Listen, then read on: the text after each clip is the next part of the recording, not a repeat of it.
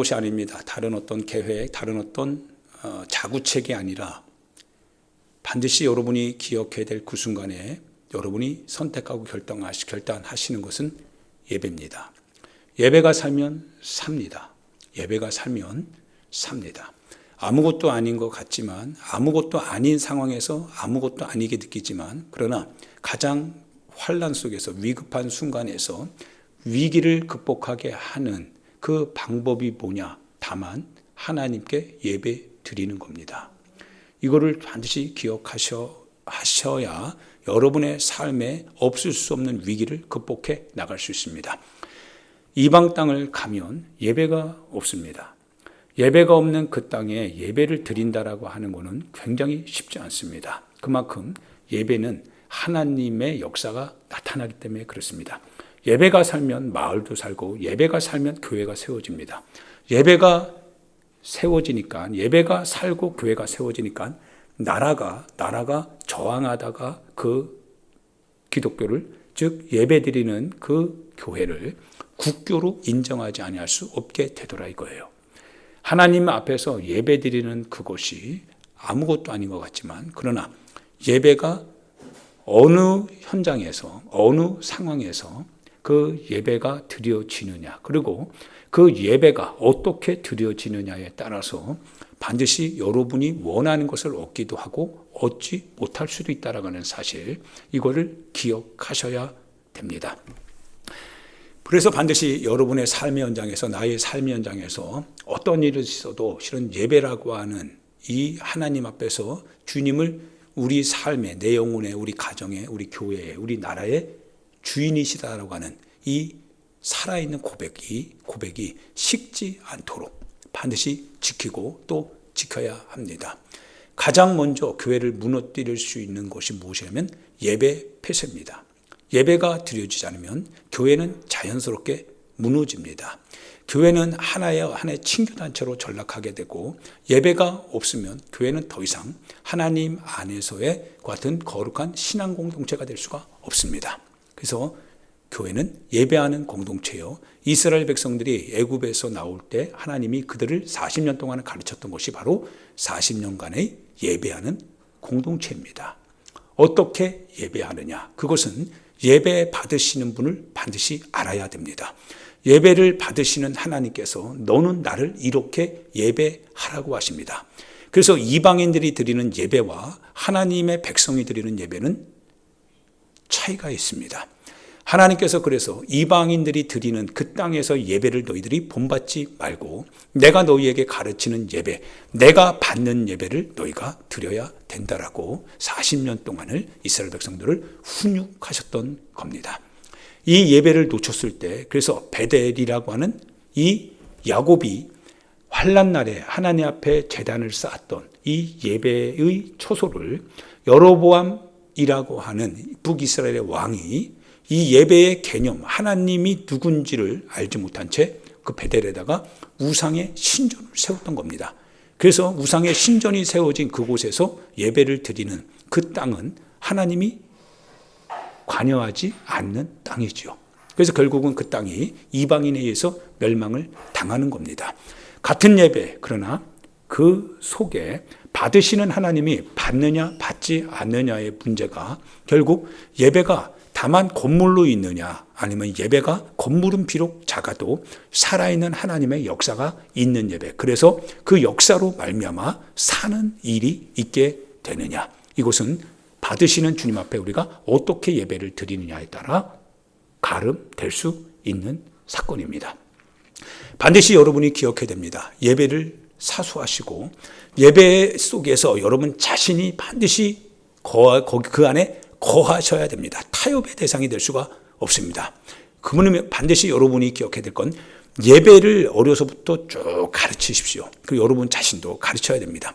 어떻게 하나님께서 우리 예배를 받으시고 받으시는 하나님이 누구이신가를 잘 새겨서 그분을 만홀히 여기지 마시고, 그분의 이름을 만홀히 여기지 마시고, 그분의 이름에 맞는, 그분의 성호의 거룩한 호에 맞는 그와 같은 우리의 행위와 그와 같은 예배의 자세를 주님 앞에 드리면 주님께서 반드시 복 주고 복 주실 줄 믿습니다. 해결책은 예배입니다. 예배의 성공자가 되셔야 됩니다. 할렐루야. 사랑하는 여러분, 오늘 야곱이라고 하는 사람이 여러분 나옵니다. 이 설교 말씀을 신방 드릴 때마다 어느 가정에서든 아마 했던 기억이 납니다. 예배가 어떻게 드려야 되는지 그 샘플입니다. 야곱이 마지막 순간에 하나님께서 반드시 이제 너의 이름을 이스라엘 축복받은 자라고 선언했던 장소가 바로 이 예배 장소였고, 이 예배를 드릴 때 야곱이 갖추었던 그 모습을 하나님이 보시고 드디어 비로소 이제 이스라엘, 즉 야곱을 이스라엘이라고 그렇게 부르신 그 사건이 바로 이 베델 사건입니다. 문제가 생겼죠. 야곱에게 문제가 생겼습니다. 아마 귀촌을 했던 것 같아요. 우리나라로 말하면 귀촌을 했는데, 귀촌을 하니 그 원래 있었던 거주민들이 텃세가 심했죠. 텃세가 심했는데 하나님의 복에 의해서 야곱의 영역이 확장되기 시작합니다. 그러니까 그렇잖아도 텃세를 부리려고 하는데 텃세를 부릴 수밖에 없는 이방인인데, 그 이방인이 우리 땅에 와서 이게 영역을 확장해 가고 짐승떼가 번성해 가더라 이거예요. 그러나 상대적으로 자기들의 짐승들이 먹어야 될 이 초목이 없어지잖아요. 물도 없어지잖아요. 그리고 자기 영역들이 축소되고 야곱의 영역이 확장되니까 결국 자기들이 쫓겨날 것 같은 불안감이 생기지 않겠냐 이거예요. 그래서 그들이 연합하는 겁니다. 그들이 연합해서 야곱을 호시탐탐 노려요. 어떻게 하면 저놈을 쫓아낼까? 야곱이 그거를 알아요. 왜? 눈치 빠른 야곱이거든요. 그러니까 야곱이 늘 언제나 부유해지는 거는 감사한데 그렇게 됨으로 인하여서 주변에서 따가운 시선 앞에는 두려워하지 아니할 수 없었던 거지요.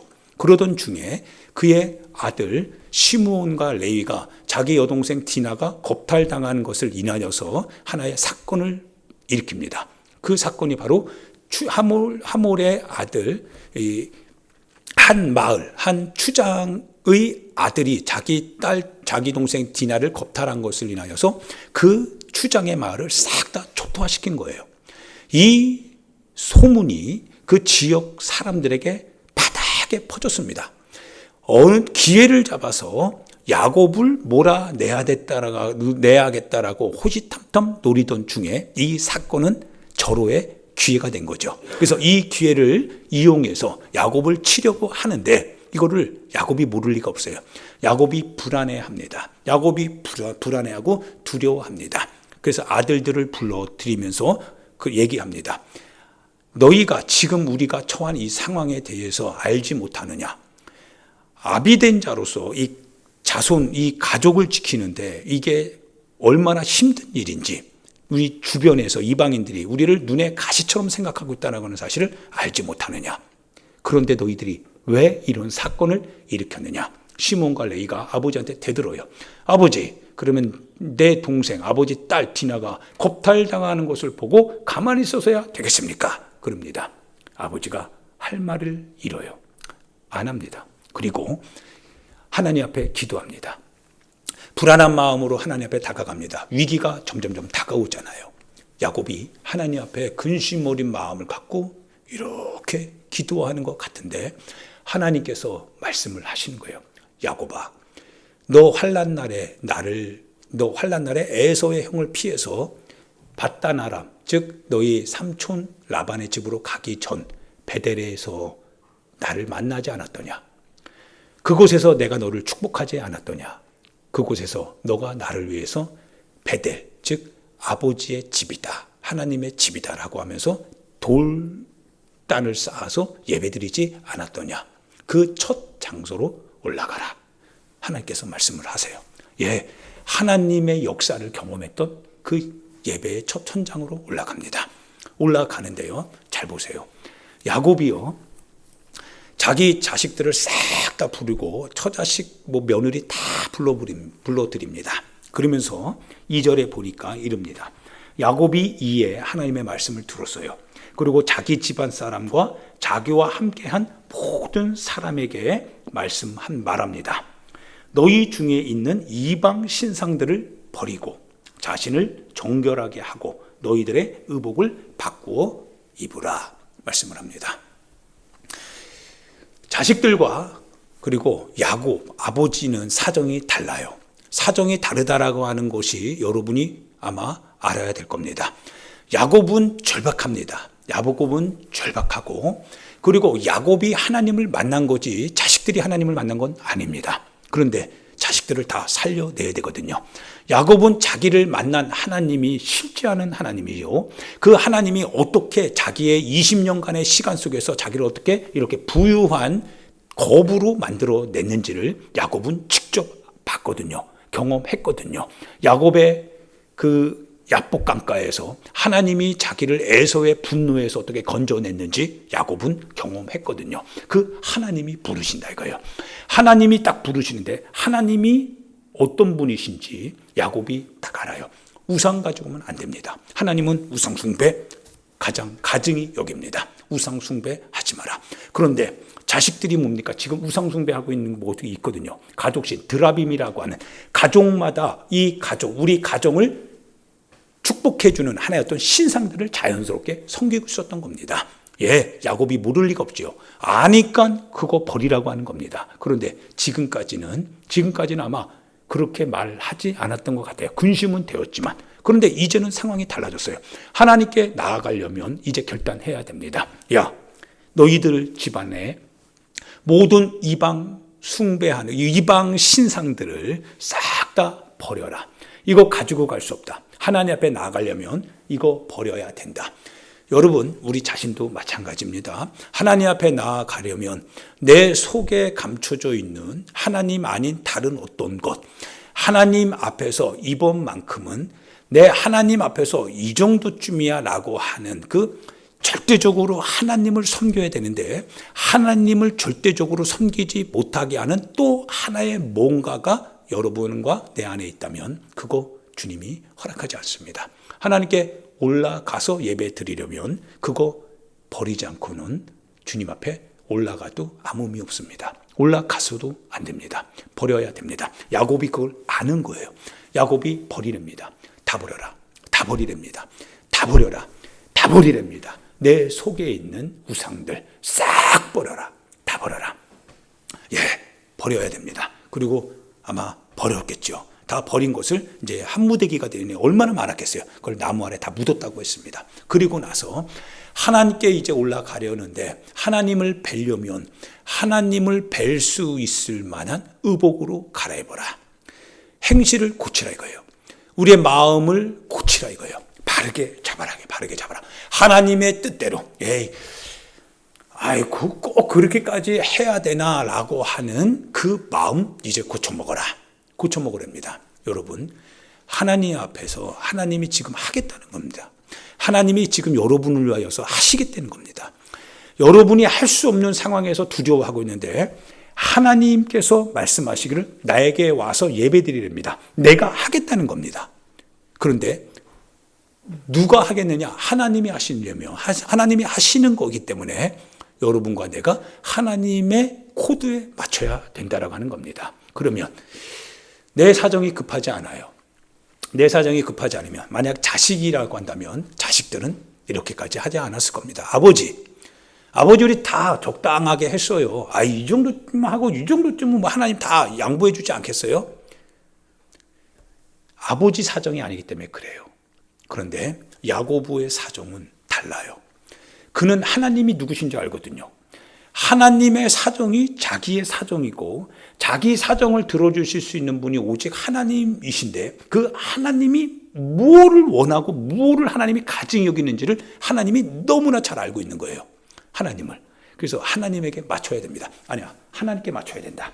하나님께 맞춰야 된다. 야, 너도 네가 필요로 하는 어떤 것을 얻기 위해서 만약 어떤 회사에 네가 들어가려고 한다면 면접을 보려고 하면 그 회사에 맞는 질문에 대한 대답을 너 차곡차곡 해갖고 가지 않냐. 그 회사가 만약 이걸 요구한다면 거기에 따박따박 맞춰서 가지 않느냐. 왜? 들어가려고 하니까. 거기 경쟁자가 얼마나 많은 줄 아냐. 그래서 그 경쟁을 뚫으려면 너 그거를 하루 이틀 준비하는 게 아니라 한 달, 두 달, 1년, 2년 재수하면서까지 그래 준비하는 거 아니냐. 하물며 전능하신 하나님을 그렇게 아냐. 하나님 앞에 서려면 하나님이 원하는 방식대로 서야 된다. 그렇게 갑니다. 예, 야곱이 가요. 이방 신상들을 버리고 자신을 정결하게 하고 너희들의 의복을 바꾸어 입으라. 그러자 5절에 보니까 이제 그들이 떠납니다. 떠나는데 주변에 사방 이방 사람들이 공격할 틈을 노리고 있던 차에 지금 다 준비되고 있겠죠. 더군다나 야곱의 식솔들이 적들이 들어오면 진지를 구축하고 막아야 되는데 이거는 오히려 반대로 양들을 끌고 짐승들을 끌고 그냥 아무 무장 없이 간다 이거예요. 이거 고양이 앞에 쥐죠. 그런데요, 하나님께서요 막아주시더라 이거예요. 하나님께서 오히려 5절에 보니까 그들이 떠났으나 하나님이 그 사면 고울들로 크게 두려워하게 하셨더라 이거예요. 사람이 해도 안 되는 걸 하나님께서요 사람들의 마음을 두렵게 하시니까 사람이 해도 안 되는데 하나님이 하시더라 이거예요. 하나님의 뜻을 위하여서 내가 나아가고자 하는 결단과 그 하나님이 원하시는 것이 무엇인지를 내가 알고 아는 것을 기준 삼아서 하나님 앞에 내 자신의 삶을 정결하게 하며 주님의 코드에 맞게 만들었더니 그리고 결단하고 움직였더니 상황은 이제 반전이 되는 거죠. 내가 하는 게 아니라 주님이 하시더라 이거예요. 나는 주님의 뜻대로 준비했는데 그 주님이 그 뜻을 실행할 수 있도록 그 주변 사면을 다 만들어 가시더라 이거예요. 할렐루야. 어려운 일들은 우리 밖에 있는 거죠. 그런데 밖에 있는 곳이 우리를 위협하기 때문에 우리는 그 앞에서 두려워하는 거죠.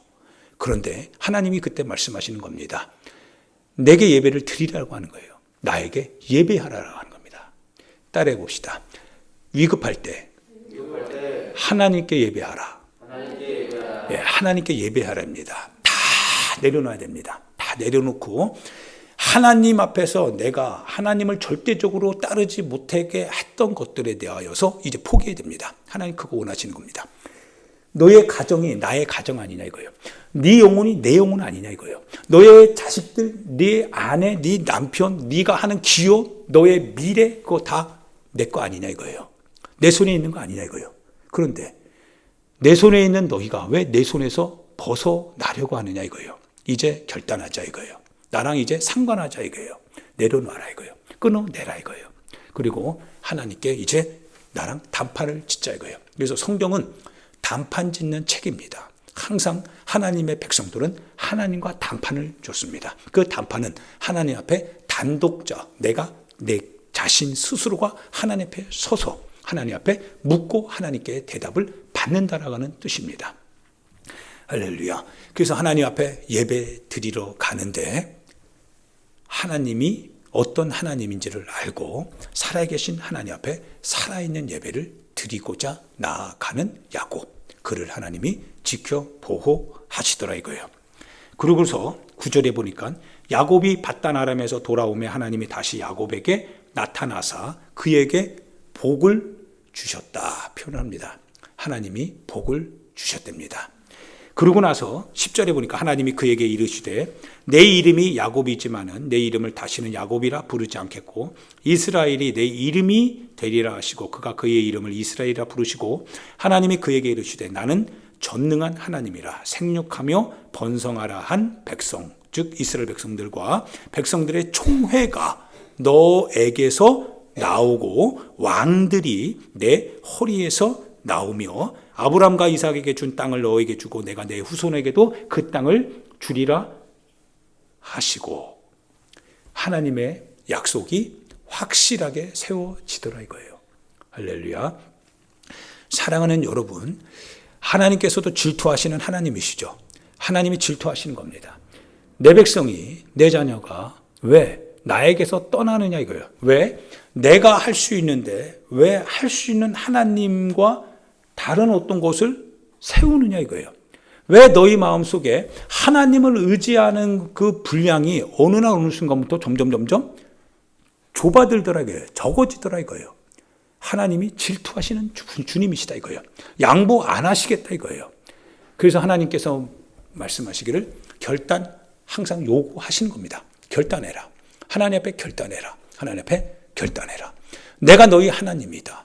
내가 너를 축복하기 위해서 너를 부른 너의 하나님이다. 나를 예배하라. 오직 나를 예배하라. 다른 거 예배하지 마라. 나를 예배하라. 나를 예배하라. 나를 예배하라. 그분이 누구입니까? 오직 하나뿐인 여호와. 오직 살게 하시는 여호와. 내 삶의 곤궁에서 나를 살려주시는 여호와. 오직 이 여호와. 그분을 예배하라. 그분을 예배하라. 나는 너는 나를 예배하기 위하여서, 나를 찬송하게 하기 위하여서 내가 너를 지었으니 나를 찬송하라. 내가 너를 위해서 행한 모든 일에 대해서 너는 나를 찬송하라. 나를 예배하라. 다른 거 예배하지 말라 이거예요. 다른 거에 기웃기웃거리지 말라 이거예요. 오직 살아계신 나 여호와 하나님만을 예배하라. 이것이 무리한 요구 아니죠. 하나님이 우리 자신에 대해서 내가 너의 창조주요, 내가 너를 건진 구원자라고 하는 이 명백한 사실을 우리가 흐릿하게 삶의 현장에서 놓치다 보니까 하나님이 그거를 명확하게 다시 정의해 주는 겁니다. 나는 여호와 너희 하나님이다. 나는 너를 애굽 땅 종되었던 집에서 인도하여 낸 너희 하나님 여호와이니 너는 내 말을 지켜 준행하라. 첫째, 나 외에 다른 신들을 내게 두지 마라. 너를 위하여 네 마음속에든 밖에든 새긴 우상 만들지 마라. 절대 어떤 것도 나보다 더 사랑하는 것이 있어서는 안 된다. 주님이 차선으로 밀리길 원하지 않는다라고 하는 뜻입니다. 할렐루야. 그분이 우리 하나님입니다. 그 하나님이다. 그래서 야곱이 그렇게 했습니다. 중요한 건 그렇습니다. 야곱이 예배드릴 만한 사정이 있었기 때문에 그렇습니다. 여러분과 저에게도 이런 사정이 있어야 됩니다. 자식들에게도 마찬가지입니다.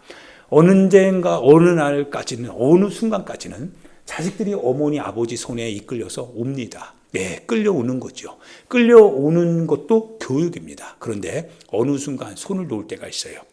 이제는 너가 하나님을 예배해야 된다는 겁니다. 아버지 손에 이끌려서 예배 드리던 너가 이제는 아버지 손을 내려놓고 이제는 너가 너의 삶을 걸고 하나님 앞에 결단하고 예배 드려야 되느니라. 그때가 온다 이거예요. 각자 하나님 앞에 서야 됩니다. 할렐루야. 서야 됩니다. 하나님이 어떤 분이신가? 하나님이 어떤 분이신가? 하나님이 어떤 분이신가? 알아야 하나님을 예배할 수 있습니다. 그래서 경험이 있어야 됩니다. 하나님이 어떤 분이신가? 그래서 하나님께서도 야곱을 부르실 때 너가 너의 형 에서를 피하여서 이렇게 이동할 때 너가 거기서 나를 보았지 않냐 이거예요. 나를 만났지 않냐 이거예요. 그건 진실이다 이거예요. 그건 경험된 사실이다 이거예요. 그 하나님 앞에 이제 예배 드려라 이거예요. 살아있는 예배, 그거는 하나님을 내가 경험할 때 가능합니다. 하나님을 아는 사람은, 하나님이 어떤 분이신지를 아는 사람은 타협이나 절충이 있을 수가 없습니다. 왜? 그분 그것을 싫어하시니까요. 그분은 그거를 싫어하시니까. 그래서 그대로 갑니다. 그럴 사정이 야곱에게 있는 거지요. 오직 주님만 내 도움의 유일한 피난처이십니다. 주님이십니다. 아브라함이 만약 아들이 2명이었다면 아브라함이 우리의 믿음의 조상이 될 수는 없었을 것 같아요. 아브라함에게는 하나의 아들밖에 없습니다. 그래서 아브라함의 아들을 향한 사정은 애타는 사정이고, 그리고 또한 아브라함이 이삭을 드릴 수밖에 없었던 것은 바로 그 하나님만이 이 아들을 살려주실 수 있다라고 하는 믿음이 확고했기 때문에 그렇습니다. 2명이었으면 그래 하나님 이 아들 그냥 데리고 가세요. 무의미하게 그냥 그렇게 했었을 겁니다. 그런데 아들을 오래하게 기다렸던 그 아들, 이 아들 이삭을 얻기까지 고통의 시간을 지나왔던 그런 과거를 갖고 있는 아브라함이기에 이 아들은 그만큼 소중하고 그만큼 약속이 확고했던 아들입니다. 그 아들을 향해서 하나님께서 요구하시는 그 하나님 앞에 나아갈 때의 아브라함의 믿음은 애절한 거죠. 애절한 겁니다. 하나님 앞에 그 아들을 드린다라고 하는 것은 더 이상 내게 의지할 것이 없다라고 하는 거예요. 의지할 아들, 내게 남겨진 아들은 없다라고 하는 겁니다. 애절한 겁니다. 애절한 겁니다. 하나님이 주시지 않으면 안 된다라고 하는 거예요. 하나님이 다시 허락해 주지 아니하시면 안 됩니다. 하나님 안 됩니다. 하나님밖에 없는 거예요. 그래서 하나님 앞에 그 아들을 데리고 가는 겁니다. 아들을 데리고 가고 칼을 드는 거예요. 하나님이 하셔야 된다 이거예요. 하나님이 하셔야 되니까요. 오직 하나님만. 그게 예배입니다. 하나님이 하셔야 됩니다. 그러니까 하나님이 하시더라 이거예요. 이삭을 향해 든 너의 손을 내리렵니다. 급히 하늘에서 급하게 아브라함아, 아브라함아 그 손을 내리라고 하는 거예요. 그러더니 옆을 보니까 수풀에 걸려있는 그 재물을 보게 되라 이거예요. 그 양을 하나님께 바치는 거죠. 그게 예배입니다. 예배의 현장에 가야 하나님의 역사를 만나는 겁니다. 예배의 현장은 살아 있어야 됩니다. 할렐루야. 엘리사가 수넴 여자에 대한 얘기를 게하시에게 합니다. 수넴 여자에 대해서 여러분도 아셨을 겁니다. 수넴 여자가 엘리사가 가는 길목 이동할 때마다 엘리사의 주막 역할을 했습니다. 그러니까 여관 역할을 했습니다. 그것도 세심하게 배려해 가면서 그 수넴 여자가 그렇게 섬겼습니다. 엘리사가 생각을 합니다. 이 여자에게 무엇인가를 해주고 싶다. 뭘 해주는 게 좋을까라고 했더니 게하시가 보니까 자녀가 없는 거예요. 그리고 그 남편도 자녀 낳을 수 있는 힘이 없고 와이프도 이미 나이가 들었던 것 같아요. 엘리사가 말합니다. 내년 이맘때 아들을 네 품에 안게 될 거다. 처음엔 믿지 않았습니다. 그런데 그 이듬해 되니까 정말 아들을 얻게 됐습니다. 그런데 그 아들이 일사병에 걸려서 죽은 거예요. 죽은 그 아들을 보니까 그 어머니의 마음이 없었을 때는 차라리 참고 지낼 수 있었는데 일단 얻고서 그리고 그 아이의 재롱과 그 아이를 키우는 중에 가졌던 위로가 이별한다고 하니까 이거는 견딜 수가 없는 거예요. 이 아들을 이대로 보내는다라고 하는 것은 도저히 이게 간합되지가 않는 거예요. 그래서 여인의 신분으로서 엘리사가 있는 갈멜까지 쉬지 않고 갑니다. 계속 갑니다. 쉬지 않고 갑니다. 어머니의 의지이지요. 살려야 된다라고 하는 어머니의 간절한 의지를 갖고 엘리사에게 갑니다. 하나님께서 이때 엘리사에게 평상시는 말씀을 하셨는데 근데 하나님께서 말씀을 안 해주세요. 엘리사가 그래서 무슨 사정이 있는지 몰라요. 그런데 그 여자가 그 마음을 얘기하기 시작하는데 그때서야 엘리사가 합니다. 사정을 듣게 하셨구나. 사정을 들으라고 말씀하신 거구나. 그 이야기는 엘리사도 동일한 마음을 가져야 된다라고 하는 뜻입니다. 머리로 생각하지 말아야 해요. 동일한 마음으로 가져야 된다. 그러니까 이 수넴 여자의 이 안타까운 사정이 엘리사에게 들어옵니다. 엘리사가 게하시를 불러요. 지팡이 딱 주면서 게하시야, 이 여자의 아이가 있는 곳에 가거든 이 내 지팡이를 그 아이 머리 위에 두어라. 갈 때 사람들이 너에게 말 붙여도 너 절대 말하면 안 돼. 사람들을 이렇게 저렇게 만나더라도 절대로 한담하지 마라. 급하다. 허리띠 바짝 졸라매고 빨리 가라. 빨리 가라.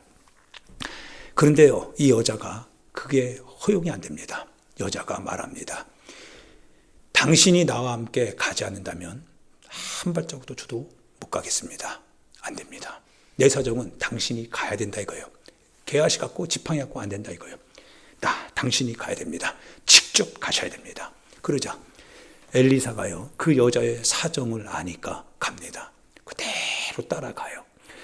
게하시가 그들보다 앞서서 그 아이가, 죽은 아이가 놓여있는 그 현장에 가서 엘리사가 말한 대로 지팡이를 아이 머리 위에 둬요. 그래서 엘리사 스승이 말한 대로 일어나야 되는데 꿈쩍도 안 해요. 왜 그렇습니까? 사정이 다른 거예요. 사정이 다르니까 일어날 수 있는데도 일어나지 않는 겁니다. 게하시가 돌아옵니다. 아니, 올려놨는데 안 되던데요? 이런 예배드리면 아무 일도 일어나지 않습니다. 나의 사정을 주님의 사정에 일치하여서 우리의 예배를 받고 싶어 하시는 주님 은혜 앞에서 사무치는 마음으로 주님 그렇게 집중할 때, 하나님 앞에 예배 드릴 때 주님 받으시는 거죠. 그런데 그냥 멀뚱멀뚱 하는 겁니다. 아무 일도 일어나지 않습니다. 제가 7시 반 일부 예배 청년부 때 고등부 3학년부터 고 2학년 때부터 본격적으로 신앙생활을 했으니까 예배 드릴 때마다 눈물을 계속 흘립니다. 그러니까 사람들이 나보고 신학대 가야 된대요. 눈물을 흘리면 신학대 가는 줄 아는 것 같아요. 그런데 집안 사정이 여의치 않아서 신학을 전공 못합니다. 그리고 제대하고 나서 일부 예배를 또 드리는데 드릴 때마다 이 성가대 가운이 계속 젖어요. 왜? 눈물이 나는 거예요. 계속 울어요. 들을 때마다 찬송 부를 때마다 사도신경 할 때마다 막 계속 울어요. 왜 이렇게 울음이 많은지. 금요 기도회 철야 기도 들을 때마다 서울신대 박종석 기독교 교수님이 저한테 하는 얘기가 그런 말을 해요. 나중에 저 사람 너 열광주의자 아니었냐 이거예요. 열광주의자인 줄 알았대요. 저는 열광주의자 아니거든요. 저는 냉철하거든요. 그런데 철야 기도할 때마다 온 그 예루살렘 교회가 굉장히 크거든요. 되게 한 400-500명 들어가는 그 현장에 나 혼자 기도하는 것 같아요. 나 혼자. 그러니까 얼마나 뒤에서 전도사님들이 다 뒤에 있고 목사님 다 뒤에 있거든요. 그러니까 그거 보면서 저놈 시끄러운데 아마 이렇게 제지도 하고 싶었을 거예요. 그런데 제 영향력이 컸거든요. 제가 막 창틀을 붙들고 막 콱콱콱 치어가면서 하는데 근데 사정이 너무 아픈 거예요. 그렇게 하지 않고서는 견딜 수가 없는 거예요. 주변에서 눈치 안 봐요. 그렇게 합니다. 합니다. 이 수넴 여자가요, 사정이 대단했죠. 엘리사가 그 사정을 그대로 가지고 옵니다. 그런데 게하시는 아닌 거예요. 지팡이 하나 들고 갔을 뿐입니다. 그래? 지팡이에 올려놓으면 된다고 하니까 그래 올려놓자. 그럼 되겠지. 아니요. 엘리사가 이제 옵니다. 게하시가 아니 아무 일 일어나지 않습니다 라고 하는 그 말을 뒤로 하고 엘리사가 아이 있는 곳으로 올라가요. 그리고 그대로 아이 위에 똑바로 엎드립니다. 코와 코, 입과 입, 눈과 눈 그대로 체온을 전달합니다. 체온은 올라오는데 혼이 안 오는 거예요. 살아나질 않아요. 엘리사가 얼마나 안타깝겠어요. 에이 안 되나 보다. 여기까지인가 보다. 포기할 만한데요. 어머니의 사정이 엘리사의 사정이잖아요. 어머니의 사정이 엘리사의 사정이다 보니까 엘리사가 일어나요. 일어나더니 사방 돌아다닙니다. 아마 굉장히 안타까웠을 거예요. 어떻게 해야 되나? 살려야 되는데 주님 살려주셔야 됩니다. 주님 살려주셔야 됩니다. 주님 제발 해결해 주셔야 됩니다. 안타까운 마음을 가지고 아마 다시 또 합니다. 그리고서 일어나는데요. 아이가 7번을 재채기를 콜록콜록 하더니 살아나더라 이거예요. 그리고 그거를 그 아이를 어머니에게 내어줍니다. 어머니가 얼마나 기쁘겠어요.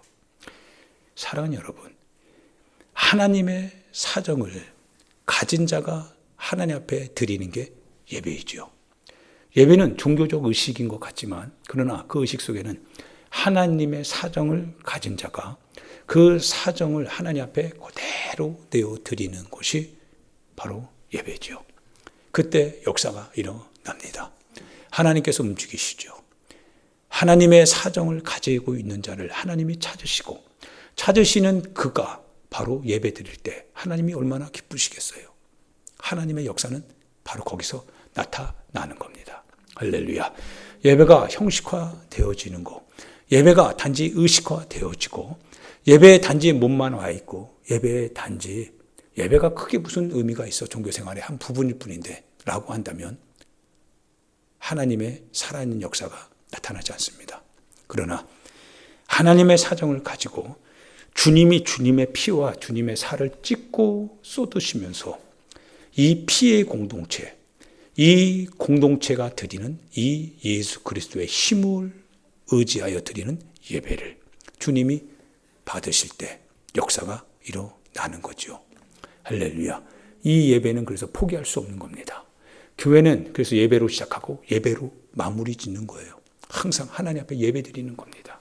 하나님 앞에 예배 드릴 때 하나님이 그 예배를 받으시고 받으실 때 예배 드리는 여러분과 나의 마음에 교회 가운데 주의 은총이 넘치는 거지요. 할렐루야. 사랑하는 귀한 성도 여러분, 여러분 각자의 삶의 현장에서 반드시 예배가 이루어지기를 부탁드립니다. 어떤 일이 있어도 예배 드리는 삶에서 벗어나서는 안 됩니다. 반드시 여러분이 어떤 일을 만날 때 우리 어떻게 하지? 아닙니다. 야, 하나님 앞에 예배 드리자.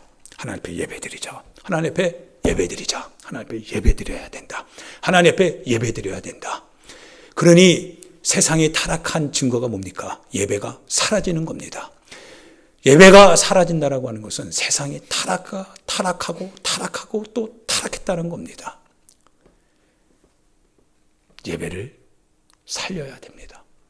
예배를 회복해야 됩니다. 예배를 통해서 여러분의 삶이 회복되는 것입니다. 여러분과 하나님과의 관계가 회복되는 것은 하나님의 사정을 여러분의 사정으로 가질 수 있는 것은 오직 예배가 살아있을 때 가능합니다. 그런 심정을 갖고 나가야 됩니다. 주님 심정으로 살려고 왔습니다. 주님 살려고 왔습니다. 주님은 살려주시려고 우리 기다리고 있잖아요. 살려주시려고 우리 예배드리기를 원하시잖아요. 그래서 주님 나는 살려고 예배드리고 주님은 살려주시기 위해서 예배를 받으십니다. 할렐루야. 그 예배를 통하여서 여러분과 내가 반드시 살아야 됩니다. 현장으로 돌아가게 되겠죠. 현장으로 돌아가서 반드시 여러분의 삶이 예배의 삶이 되기를 부탁드립니다. 항상 어떤 일을 만나게든 두려워하거나 떨리거나 움츠리거나 그러지 마시고 하나님 앞에 예배드리자. 하나님 앞에 예배드리자. 하나님 앞에 예배드리자. 나의 자신의 삶의 현장에서 내가 어려웠을 때 나를 건주신 그 하나님 앞에 다시 예배드리자. 그 현장으로 가자. 우상숭배, 우상의 신상들 다 버려라. 하나님 앞에 나아가려면 하나님이 원하시는 의복, 하나님의 마음의 자세, 하나님이 요구하시는 대로 내 자신의 마음가짐을 다 잡고 하나님 앞에 올라가서 예배드리자. 하나님이 받으시도록 예배드리자. 할렐루야. 이 시간 우리 같이 하나님의 말씀을 생각하며 하나님 앞에 기도합니다. 사랑하는 여러분, 예배는 흉내내는 게 아닙니다.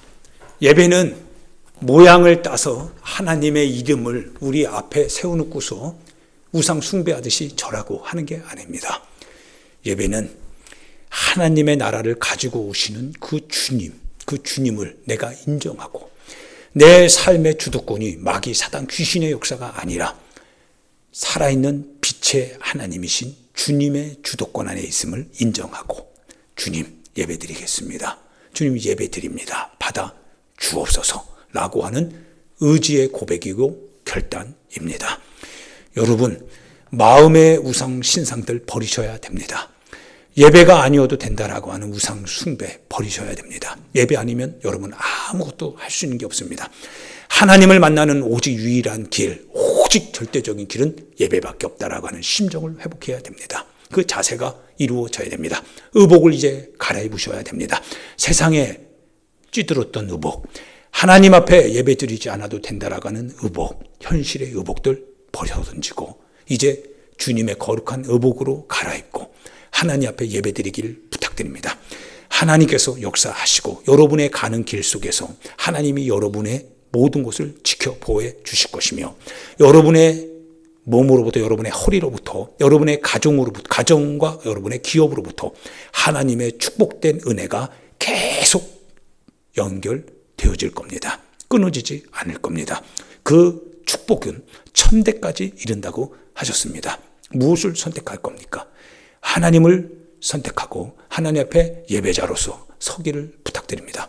복된 성도의 삶, 복된 여러분의 삶이 될 수 있도록 우리 하나님 앞에 예배드리길 부탁드리면서 우리 주여 한번 부르고 하나님 앞에 예배드리는 자